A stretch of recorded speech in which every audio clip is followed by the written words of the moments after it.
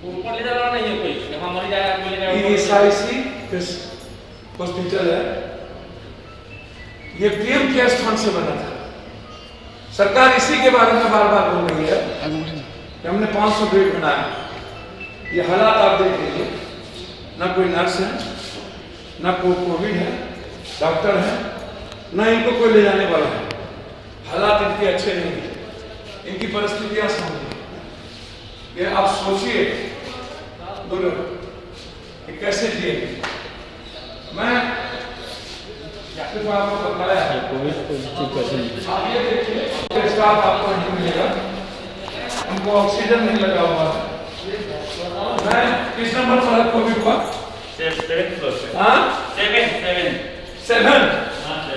7 80 शुरू में इसको बताइए इनके बारे सागर कहाँ कब कैसे पॉजिटिव हुआ? जी सर, तो ऐसे आला काम करते हैं, अब पता नहीं चल पाया कि कैसे पॉजिटिव है। क्या काम करते हैं? वो श्रीराम फाइनेंस कंपनी में है सर। 400-500 वाट की बात करता है सरकार यहाँ। लेफ्ट से जाएंगे। कोविड वाला क्या है CIC ये बात ये है, यहाँ सरकार ह्यूमन चेक की बात करती है। हमारे एक मित्र यहाँ बता रहे थे, ये स्थिति देखिए, कोई डॉक्टर नहीं है, CIC चेन की बात कर रहे थे सरकार। इसको बहुत गौर से देखिएगा, मैं बहुत क्लियर आपको दिखाना चाहता हूँ।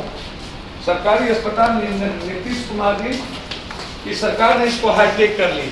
आज से आर्मी के डॉक्टर आए, आज से आर्मी ने शायद इसको हाईटेक, अब पहले DRDO का था, पहले DRDO का था, आज से आर्मी इसको टेक ओवर करेगी। ये स्थिति देखिए, ये यहाँ किट्स हैं, ये हालात आप देखिए, ये यहाँ परिस्थिति देखिए, यहाँ पर कोई किसी को पूछने वाला नहीं है।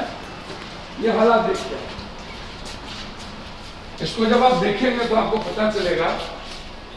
यहाँ हमारे जो पेशेंट के अटेंडेंट हैं उनको इन्हीं पेशेंट के साथ रख दिया गया। भैया इनको कोई मत देंगे, इनको कोई चीज एडमिट नहीं करेंगे, इनको एडमिट कहीं करके मर जाएगा। ये 2 घंटे से ये खड़ा है, ये डेट कर जाएगा, क्या फायदा होगा?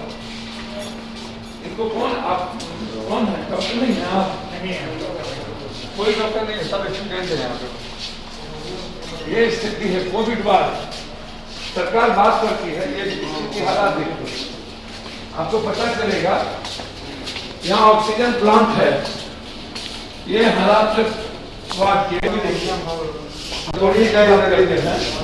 और यही अटेंडेंट को आप साथ में रखते हैं। ये हालात देखिए, परिस्थितियाँ, ये वार्ड है और अटेंडेंट इसी में रहेगा। 40 बेड भी नहीं है, अटेंडेंट यही सोएंगे। और किसी को वेंटिलेटर की जरूरत है, आप बार बार कहते हैं कि आप वेंटिलेटर है, और वेंटिलेटर माँ है। हाँ वेंटिलेटर के लिए 4 दिन से घूमना पटना में, कहीं भी जगह नहीं मिल रहा है। ये परिस्थितियां हैं, और मुझको समझ में नहीं आता है कि आप वेंटिलेटर की बात करते हैं और वेंटिलेटर नहीं होता है। मैं इनकी इस पूरी क्लियर आपको, इसीलिए आज मैं यहाँ आया कि सरकार इस पर लंबी लंबी बात लगातार 2 हफ्ते से कर रही है। और इस परिस्थितियों को आप तो देखिए कि हालात क्या हैं। यहाँ एक भी अब इसमें की स्थिति आप देखिए,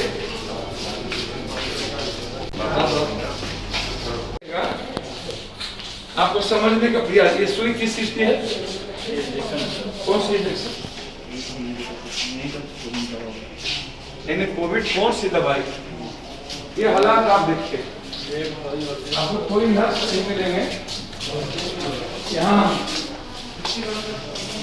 या कोई डॉक्टर नहीं मिलेंगे। डॉक्टर साहब है कोई?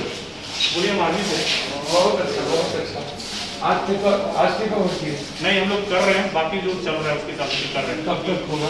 मैं टेक ओवर ने कर लिया है, मैं चल रहा है और वीक चल रहा है जो ऑर्गेनाइज करने का। मैं पप्पू यादव, अब वही मैं बस यहाँ 40 बेड है। हाँ 40 बढ़ाने का चल रहा है मीटिंग, मतलब कि लोग ऑर्गेनाइज वहाँ से करके बेटर तरीके से। ऑर्गेनाइज के बगैर बढ़ाने का क्या फायदा? हाँ बिल्कुल, हाँ जब एक बार ऑर्गेनाइज हो जाए कि अगर हम 40 हमारे आर्मी भाई हैं, आशा होगा आपको कि आज नहीं 40-50 रुपए है, एक बार वो तरीके से चल रहा है, क्योंकि अगर हम जब 40-50 मैं बोल आप इनकी सुनिए ना, देखिए 40-50 में ना तो हम पहले 100% ले ले और उसको मैनेज नहीं कर पाए, कोई फायदा है बताइए या हाँ या ना में? कोई फायदा नहीं है। पेशेंट को सही समय पे दवाई ट्रीटमेंट होना चाहिए। देखिए वो कर रहे हैं, उसके लिए बिहार इसके पहले DRDO लिया हुआ था, आज आर्मी मैन आया तो थोड़ा इसको तो समझिए। बिहार गवर्नमेंट से बात चल रही है, डॉक्टर दवाई नहीं देगा ना, डॉक्टर सफाई नहीं करेगा, डॉक्टर आपका लिख देगा, प्रिस्क्रिप्शन लिख देगा, उसके लिए स्टाफ के लिए बात चल रहा है, तो स्टाफ एक बार आ जाएगा तो ठीक हो जाएगा। ठीक है, स्टाफ का सख्त अभाव है। अच्छा एक मिनट, क्या है? कौन दवाई है? कौन दवाई है? बहुत से 2-3 दवाई हम बोलो तो अब जो पानी चढ़ाने वाला था वो भी नहीं है। देखिए अब वही है, देखिए अब ये हमारे किसी पर DRDO का उनके पास फंड था, अभी आर्मी के जब डॉक्टर आए हैं फंड लेकर नहीं आए कि हम दवाई लेंगे, तो अभी आपको पेशेंट केयर के लिए कोई यहाँ मिल रहा है, लीजिए। DRDO लूट रही थी, आर्मी आपको नहीं लूटेगा। नहीं लूटना नहीं है, उनके पास फंड था तो नहीं, उन्होंने DRDO नहीं लूटा, ऐसी बात। अपना जो है अरेंज किया है, अभी हमारे पास जो अवेलेबल है।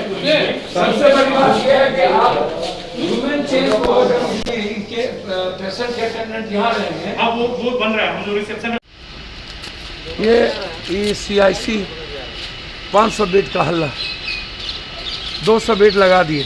DRDO इसको टेक ओवर की हुई थी, पूरी अस्पताल को यहाँ लूट ली गई। ऑक्सीजन सिर्फ 7 नंबर पर पाइपलाइन है इनके, एक भी डॉक्टर नहीं थे। NMCS से भी बुरा हाल है। मैंने कहा था आर्मी के टेक ओवर होनी चाहिए, आज आर्मी के डॉक्टर यहाँ आना शुरू हुए, लेकिन उनका कहना था कि हम आना शुरू हुए हैं, 40 बेड हमको मिला है माप, लेकिन जब तक इस 40 बेड को हम व्यवस्थित नहीं करेंगे तब तक हम 41वां बेड टेक ओवर नहीं करेंगे। जब हम 40 बेड को नहीं बचा पाएंगे तो फिर मैं 41वां बेड क्यों लगाऊं? सरकार आज तक जितनी बात करती रही, कंप्लीट रूप से ये मौत का कुआं है, मौत का घर है। आप इसको देख लीजिए।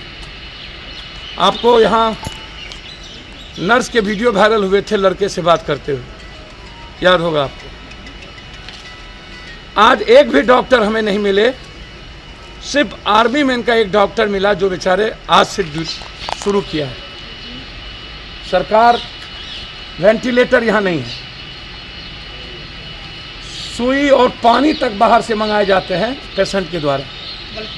सबसे बड़ा प्रॉब्लम क्या है, आप मानव चेन को तोड़ने की बात करते हैं और यहाँ सारा पेशेंट, मैं आपको फोटो भेज रहा हूँ, सारा पेशेंट का अटेंडेंट उनके साथ सोए हुए हैं, बेड पर बैठे हुए हैं, इलाज कर, खुद वो इलाज कर रहे हैं, कोई और इलाज नहीं कर रहा है। ये मानव चेन आप तोड़ेंगे, जब यहाँ से अटेंडेंट बाहर जाएगा तो किसको किसको होगा ये बताइए।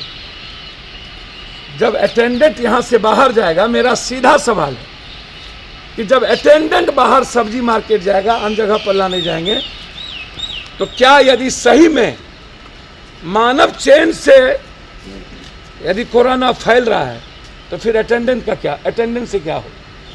अटेंडेंट को रखने की कहीं व्यवस्था नहीं की गई। और ये मानव चेन तोड़ने की बात नहीं है, ये कोरोना फैलाने की बात है। इसको समझने की ज़रूरत है। पानी और दवाई से सब कुछ बाहर से आप लाइए, यहाँ आपको कोई सुविधा नहीं मिलेगी। बस आप महल देख लीजिए, ये मौत का भूत बंगला है और यहाँ पर किस कदर है वो आप तस्वीर देखिएगा। मैं सरकार से मांग करता हूँ, इस हॉस्पिटल को 1500 वार्ड बनाया जा सकता है।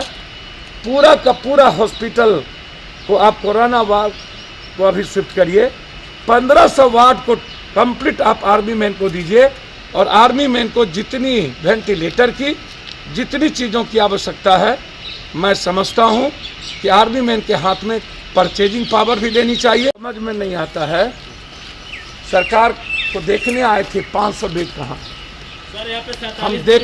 हम देखने आए थे सरकार को कि दवाई और डॉक्टर कहाँ है, नर्स कहाँ है। हम देखने आए थे सरकार का कि यहाँ NMCS से भी ये मौत का कुआं है, जो 7 नंबर में चले गए, समझिए वो बचेंगे कि नहीं कहना मुश्किल है।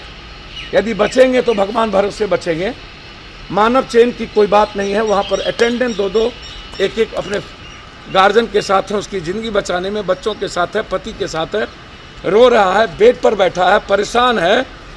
पूरा का पूरा कीट, खाना, गंदगी, पैखाना सब सामने में था, जिसको मैंने कैद किया और मैं वो सब जगह भी भेज रहा हूँ। बाहर अफवाह फैलाई जाती है कि नहीं, मैं आपको बताऊं, सिर्फ आज से सेना के डॉक्टर एक आना शुरू हुए। ना सेना को परचेजिंग पावर, ना दवाई, ना कुछ भी नहीं दी गई है।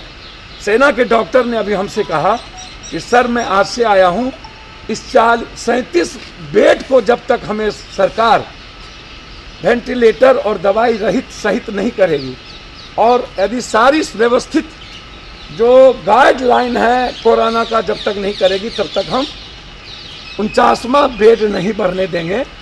हम इस 47 को करेंगे। सिर्फ हमें डॉक्टर के रूप में यहाँ मंगाया गया है, व्यवस्था के रूप में सेना को टेक ओवर नहीं दिया गया। सर एक क्वेश्चन है, हालात हम सरकार से डिमांड किए हैं कि 1500 बेड यहाँ बनाइए, वेंटिलेटर कम से कम 100 की व्यवस्था यहाँ पर हो हर परिस्थितियों में। पिछले बार नेताजी सुभाष चंद्र बोस ने भी बेड का व्यवस्था किया है, इस बार शायद बंद हो। सर वहाँ तो कुछ है ही नहीं। मैं वहाँ अभी गया था, मात्र 27 ठो बेड है, जो 8 ठो खाली था। ICU 16 ठो था, जो 5 खाली था। इतनी मतलब इतनी झूठ। हम पूरा का पूरा भोजपुर, शाहबाद, पटना को हम इस CIC अस्पताल में, ESIC वही मैंने कहा, अस्पताल में हम उसकी ज़िंदगी बचा सकते हैं। लेकिन सरकार ने नरसंहार किया है। सरकार पर हत्या का मुकदमा चलना चाहिए। इन लोगों ने लोगों को मारने का में कोई कसर बाकी नहीं रखा है। सरकार की निगेलेंसी, सरकार ने बोरिया बिस्तर बांध ली थी और कंप्लीट मस्त हो गए थे। और आज जो हालात हैं, एक एक दवाई 26,000, 85,000, 90,000 पैनिक बना दिए गए। ऑक्सीजन के चलते तबाह हो गया है।